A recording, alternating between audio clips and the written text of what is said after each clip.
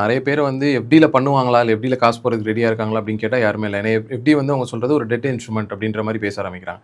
FD உண்மையுமே dead இன்ஸ்ட்ருமெண்ட்டா sir, இல்லை ஏதாவது பெனிஃபிட்ஸ் இருக்கா? நான் ஏன் கேட்குறேன்னா நிறைய பேர் அதை சூஸே பண்ண மாட்டாங்க. எதுக்கு அது எதுக்கு இருக்குது அப்படின்னு கேட்குறாங்க. சரி, எஃப்டின்றது ஒரு அசெட் கிளாஸ், டெட்ன்றது நம்ம சொல்லுவோம். ஸோ இப்போ லாஸ்ட் 1 இயர் ரிட்டர்ன் எடுத்து பார்ப்போம். ஒரு பெரிய இது பார்த்தோம்னா போன வருஷம் செப்டம்பரில் வந்து மார்க்கெட் ஈக்விட்டி மார்க்கெட் நம்ம நிஃப்டி ஆனது வந்து 26,000க்கு மேலே வந்து ஒரு லெவலில் தொட்டுது. இன்றைக்கி வந்து 25,000 லெவலில் இருந்திருக்கு. ஆக்சுவலாக பார்த்தீங்கன்னா ஒரு 3 to 4% வந்து இண்டெக்ஸ் வந்து லோவர் ரிட்டர்ன் கொடுத்துருக்கு இந்த பீரியட்ல. -3 or -4. அதே லாஸ்ட் 1 இயரோட எஃப்டி ரிட்டர்ன் வந்து 6 or 7% கிடைச்சிருக்கும். நீங்க எஃப்டியை லாஸ்ட் 1 இயர் முன்னாடி யூஸ் பண்ணியிருந்தீங்கன்னா உங்களுடைய ரிட்டர்ன் ஆனது வந்து 7 + 4 எடுத்துட்டீங்கன்னா 11% நீங்க வந்து ஈக்விட்டியை பீட் பண்ணிருக்கீங்க. ஸோ ஓடாத கடிகாரம் வந்து 2 டைம் வந்து ஒரு நாளைக்கு வந்து கரெக்டான டைம் காட்டுன்ற மாதிரி எஃப்டியை நீங்க எந்த டைம்ல யூஸ் பண்றீங்களோ அது நிச்சயமா வந்து உங்களுக்கு வந்து இது கொடுக்கும். இது வந்து not a bad asset class. இருக்கவே கூடாதுன்னு சொல்ல மாட்டேன். பட் உங்களுடைய எந்த தேவைக்கு நீங்க எஃப்டியை யூஸ் பண்றீங்க